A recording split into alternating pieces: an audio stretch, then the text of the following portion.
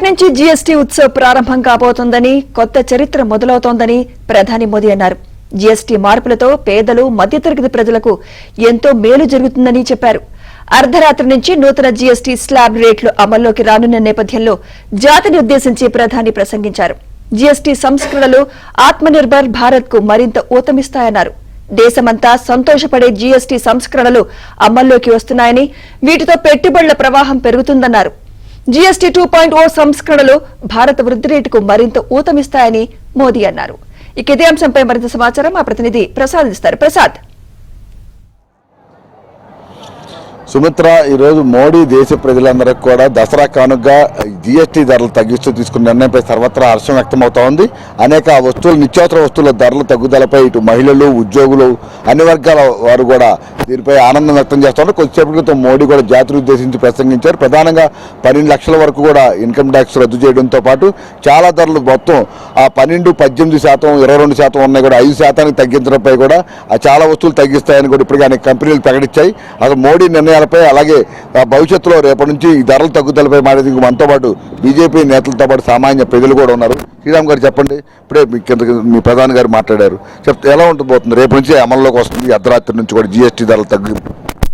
ముఖ్యంగా రేపటి నుంచి దసరా నవరాత్రులు ప్రారంభమవుతున్న నేపథ్యంలోని రేపటి నుండే ఒక కొత్త జీఎస్టీ ఏదైతే దేశ ప్రధాని నరేంద్ర మోడీ గారు సామాన్య పేద ప్రజలకి దృష్టిలో పెట్టుకొని ఈ యొక్క జీఎస్టీని రూపొందించడం జరిగిందో, దీనివల్ల సామాన్య పేద వర్గాల ప్రజలు అత్యధికంగా లాభం పొందే అవకాశం, వారికి కావాల్సినటువంటి వస్తువులు అనేక కొనుక్కునే అవకాశం కావచ్చు, లేకపోతే వాళ్ళు ప్రతి నెల వేసుకునే బడ్జెట్లోని మిగుల్చుకునే బడ్జెట్గా ఈ యొక్క జీఎస్టీ వలన వాళ్ళకి అత్యధికంగా లాభం పొందే అవకాశం, ముఖ్యంగా పేద మధ్యతరగతి ప్రజలకి ఇది చాలా హర్షధ్వానాల మధ్య ప్రజలంతా కూడా స్వాతంత్రం వచ్చేటి నాటి నుండి ఎన్నైతే చట్టాలు, సేల్ ట్యాక్స్ కావచ్చు, ఇన్కమ్ ట్యాక్స్ కావచ్చు, జీఎస్టీలు కావచ్చు, రకరకాలు తెచ్చిన నేపథ్యంలోని ఈ సమయంలో హర్షధ్వానాలు ఏదైతే వ్యాపారస్తుల నుంచి కావచ్చు, సామాన్య పేద వర్గాల ప్రజల నుంచి వస్తూ ఉన్నదో ఇది గొప్ప జీఎస్టీ అని చెప్పి మాట్లాడుతున్న వ్యాపారస్తులకి ఒక ప్రోత్సాహకంగా, సామాన్య చిన్న వ్యాపారస్తులకు కూడా ఇది ప్రోత్సాహకరంగా ఉంది. ఇది దేశ ప్రజలంతా కూడా నరేంద్ర మోడీ గారికి ధన్యవాదాలు. రేపటి నుంచి హర్షధ్వానాలు ఇంకా ప్రజల నుంచి రాబోతూ ఉన్నాయి. ముఖ్యంగా ఈ యొక్క జీఎస్టీ దసరా, దీపావళి కానుకగా దేశవ్యాప్తంగా ఉన్నటువంటి ముఖ్యంగా సామాన్య పేద వర్గాలు ముఖ్యంగా భావిస్తూ ఉన్నాయి. ఇప్పటి వరకు నరేంద్ర మోడీ గారికి 60%, 65% దేశ ప్రజలు గుండెల్లో పెట్టుకున్నారని చెప్పి మనం విన్నాం. రేపు రాబోయే రోజుల్లోని 100% పేద మధ్య తరగతి కుటుంబాలన్నీ కూడా గుండెల్లో పెట్టుకునే రోజు రేపటి నుంచి బిగినవబోతా ఉందని చెప్పి కూడా ఈ సందర్భంగా మాట్లాడుకుంటున్న పరిస్థితి మేము వింటా ఉన్నాం.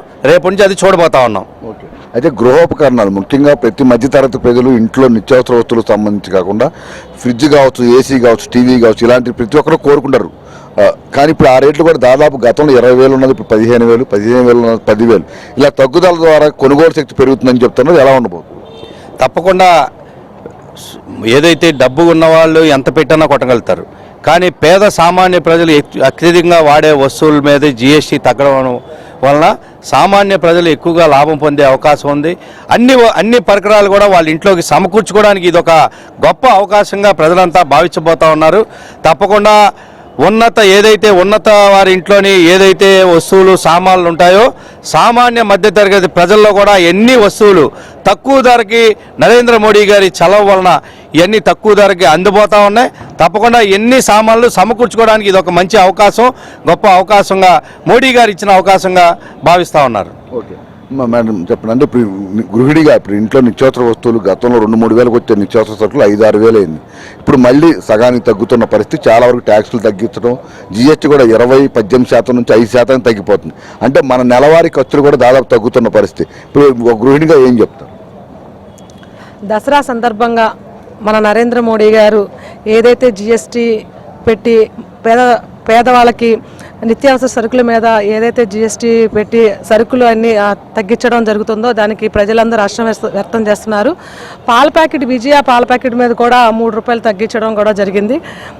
ఏంటంటే ఈ రోజుల్లో ఏదన్నా వస్తువులు కొనాలన్నా వాళ్ళకి వచ్చే వేతనం తక్కువ కావటం, ఇంట్లో అన్ని రేట్లు పెరిగిపోవడం వల్ల మహిళలు కూడా కొంచెం ఇబ్బంది పడుతున్నారు.